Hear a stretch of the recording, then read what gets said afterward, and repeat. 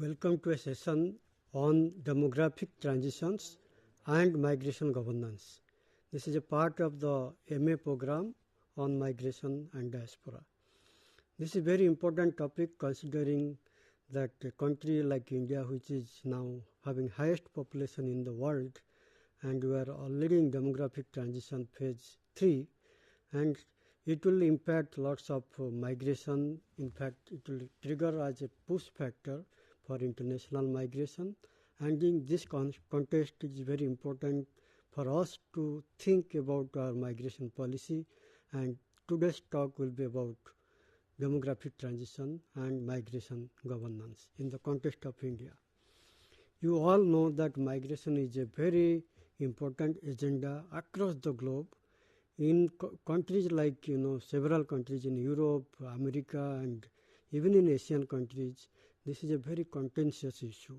You can see elections are fought over migration, how the refugees are coming and how they are taking the job. If you follow the USA election, for the last 20 years almost, migration is a very important agenda in elections.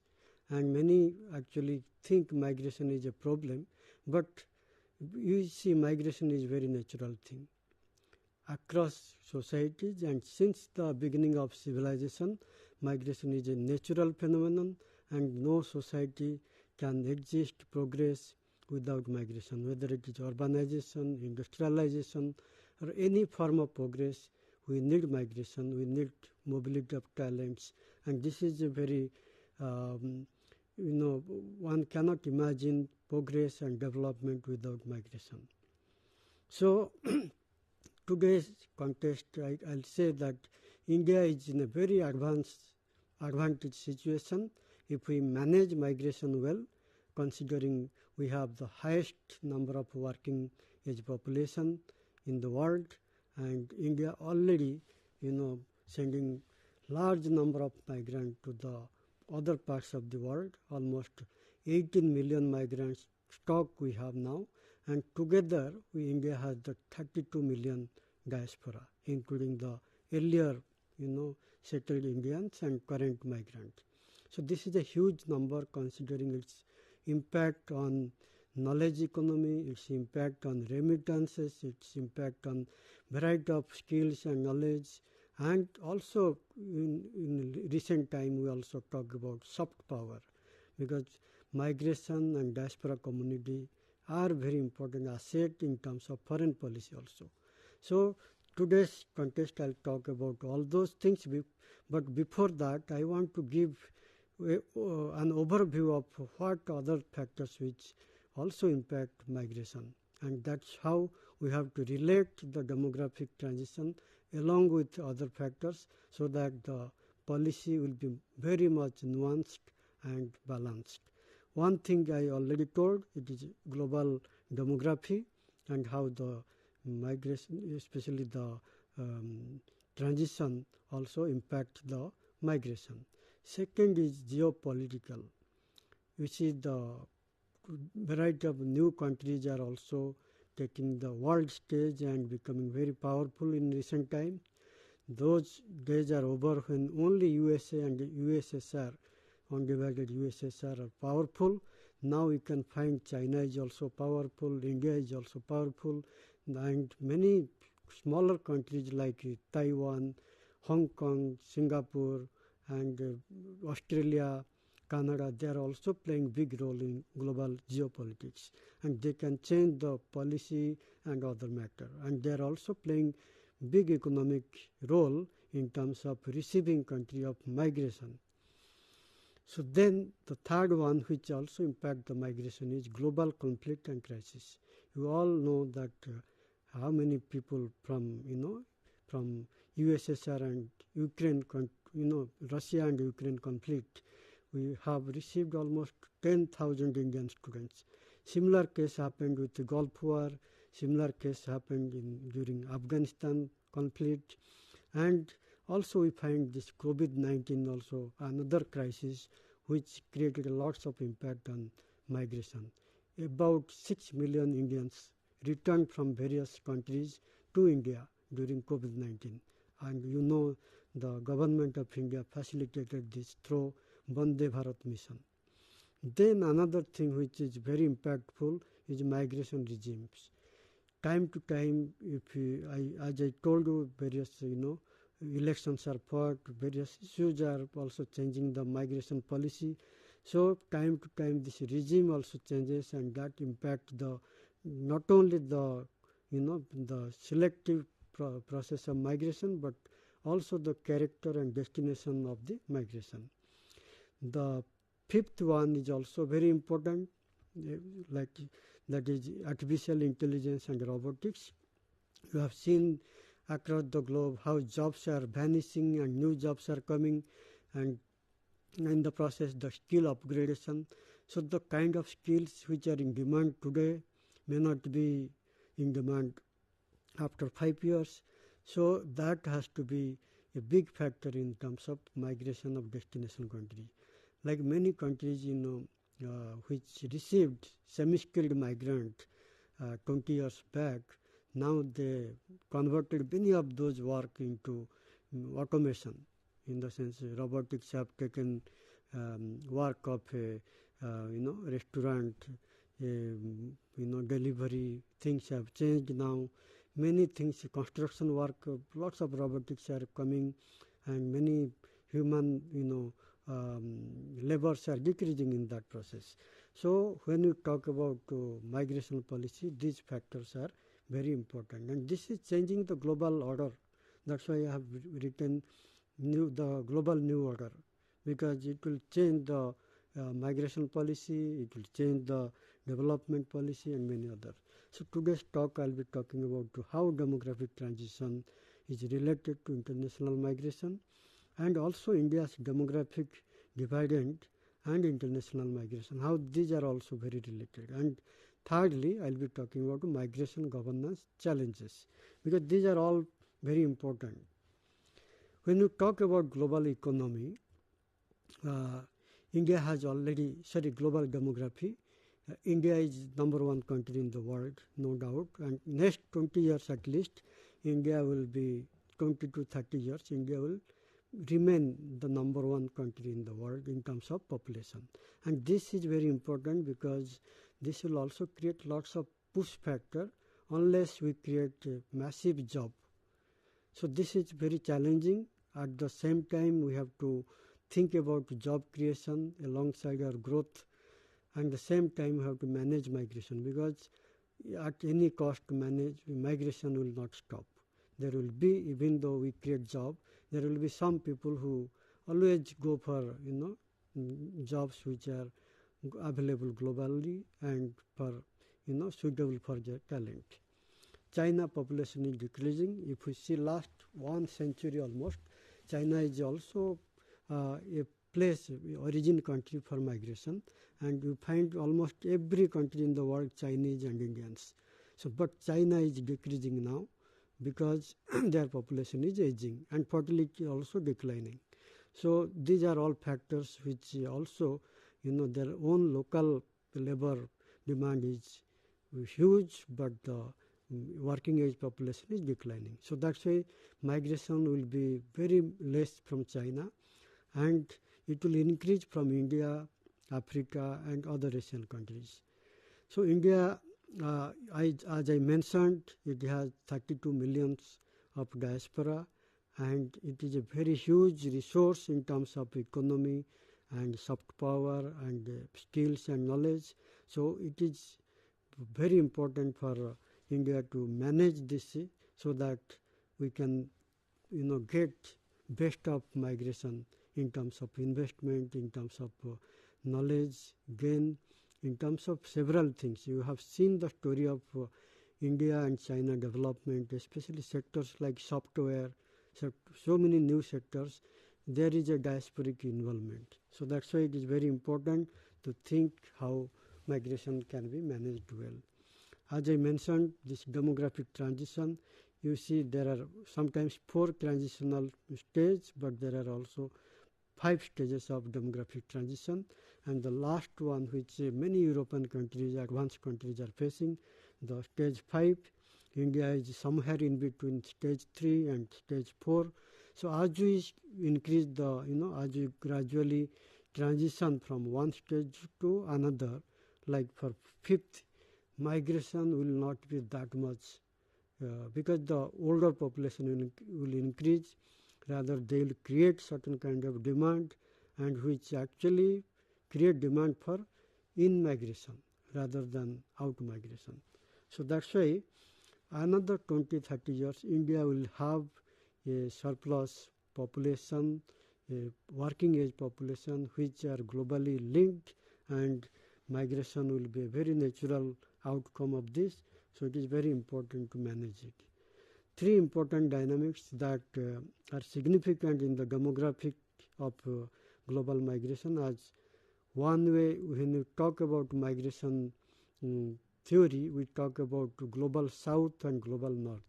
Global south represents the developing and underdeveloped countries which are very surplus in human resource or labor, but they are very poor in capital. That's why they have unemployment, and it works like push factor. So largely, if we see global north, which is developed and capitally rich, it attracts people from global south. And second thing is, when we talk about global migration, we also very important area we have to think is aging population. I'll talk about that, but it is very important area. And third one is feminization of migration. Feminization of migration is happening across the all country all the time, but the uniqueness of current time is more independent females are going in search of job or as a student or whatever, means not like spouse migration but as independent migration. Then we think this graph will give you some kinds of idea about what are the major destination countries and origin countries. Now India is the number one origin country, followed by Mexico, Russia, China, United Kingdom, Germany and all. On the other hand, you find United States receive the highest number of migrants, followed by Germany, Russia, Saudi Arabia and like that. So this is a recent data 2019.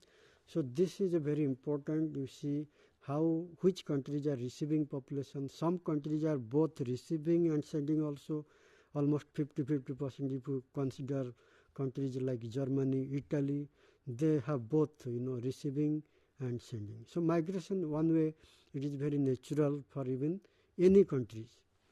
Then when you talk about aging population, two things are simultaneously happening. One is because of advancement of science and technology and healthcare, the birth rates are controlled, but the population also aging, okay, and the fertility is also increasing. So all these dynamics create both form of migration. Those countries which are aging, they actually create a demand for in-migration, and the countries which are having lots of younger population, but they don't have sufficient employment or job creation, they create out-migration. It works as a push factor. So if you see global south relatively younger and migrate to global north, these migrants are not only the high-end worker, but they are also low-skilled and other form of workers which are almost semi-skilled, low-skilled, all kinds of worker. But destination country varies. Like if we see the aged population in some countries in Europe, they need lots of health care support. So you find nurses, physiotherapists and many who are semi-skilled, low-skilled also go there. So these are all very important.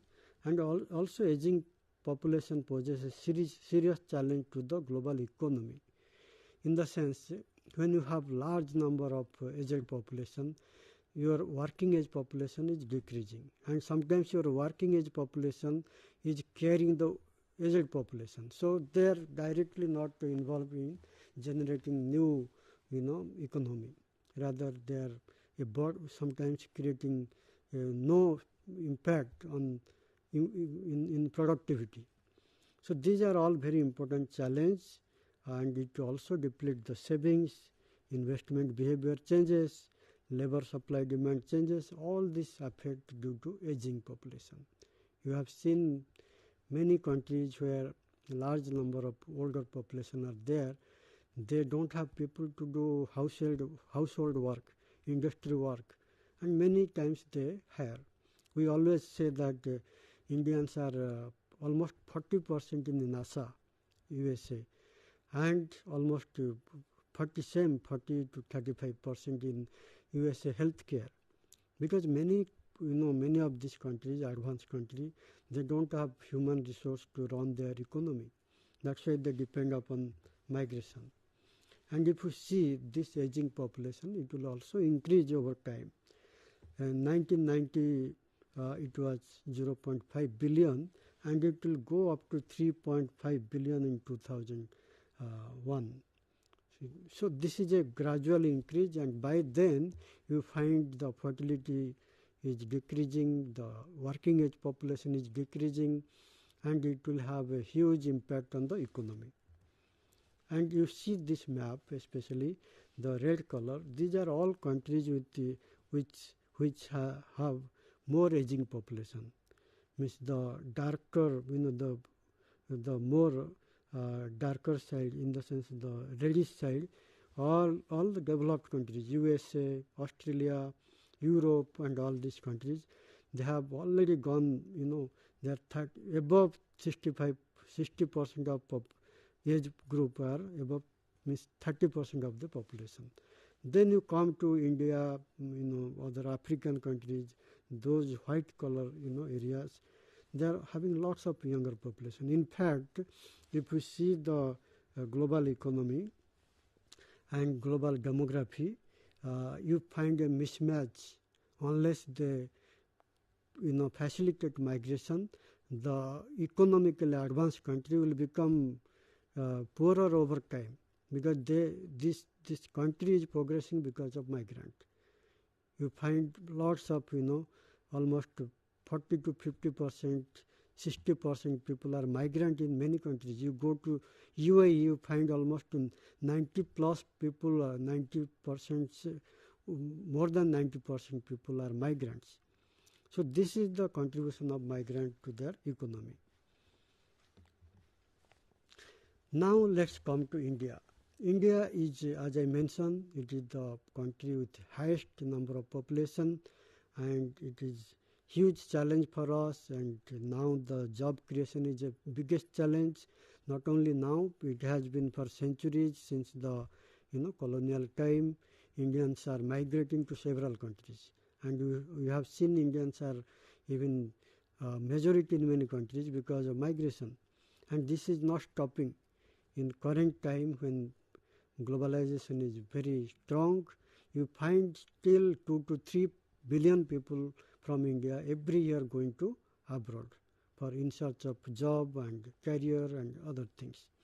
So this unemployment and economy is not absorbing many people. This work as a push factor, and today Indians are everywhere across the globe.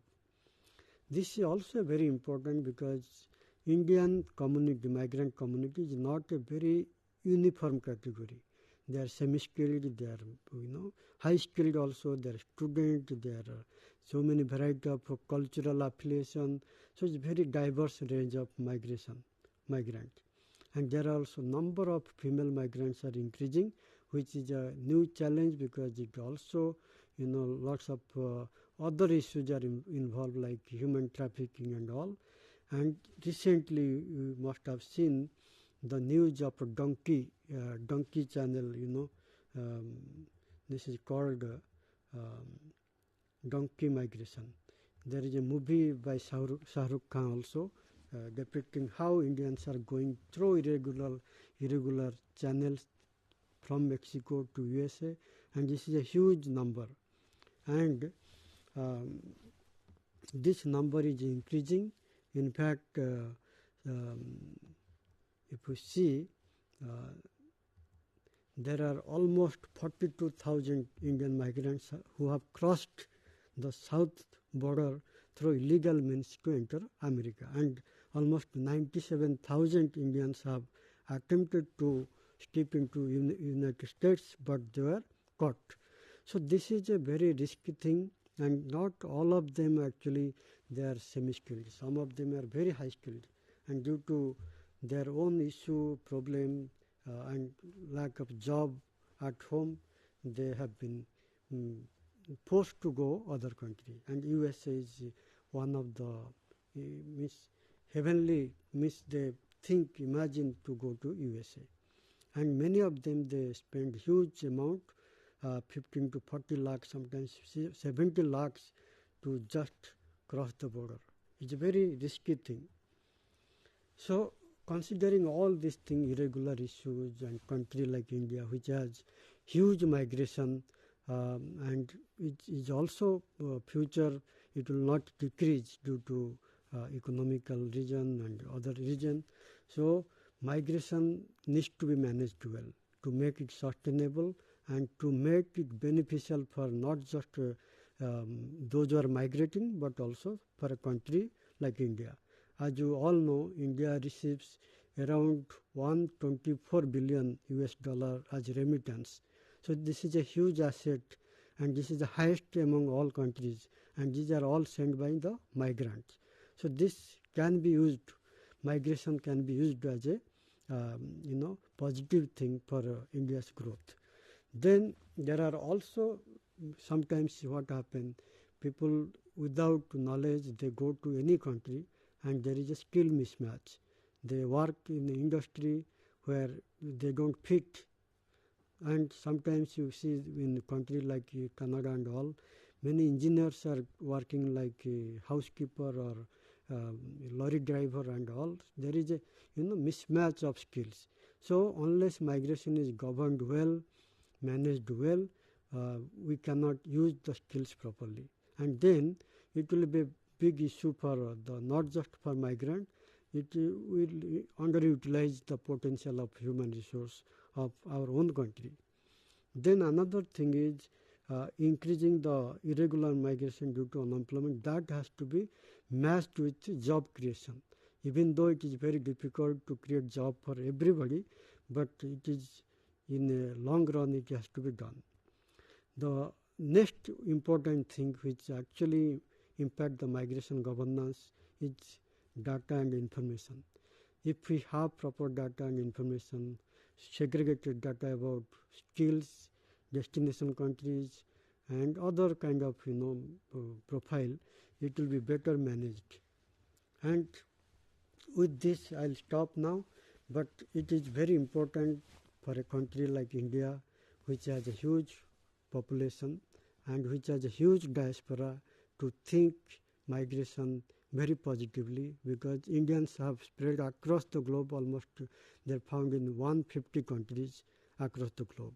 As I mentioned, they have been migrating since colonial time, and they are found in many countries as majority. If we see today's USA or UK and many other countries, Indians are in the top position, in not just in governance, but also in industry and many other sectors.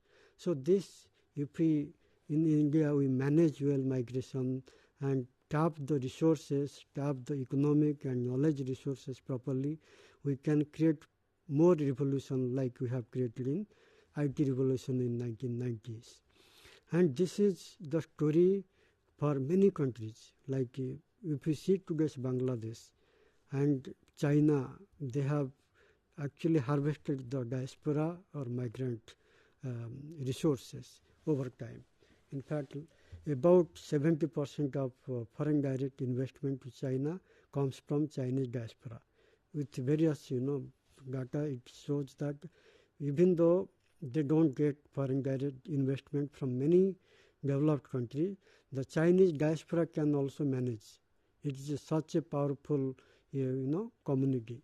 Same thing happened to India with our IT revolution, and today also Indian diaspora play very important role in facilitating foreign direct investment. So these are all resources we should factor in terms of migration governance. And migration governance, as I mentioned, is a very complex thing.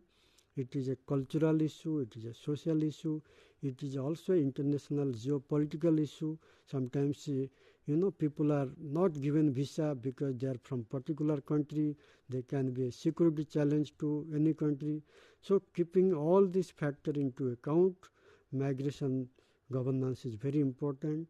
And as I mentioned, there are already imbalances happening across the globe in various countries with the demographic change happening, and this can be a major factor in coming 20 to 30 years at least, with many developed countries having very less working age population, and many underdeveloped countries or developing countries like India, Africa, and many other countries like Mexico, they are having huge surplus population. Unless we manage the migration well, then the irregular migration will increase, and that is a big challenge. So to stop all this and to create a sustainable development, one has to manage migration well. So with this, I'll stop.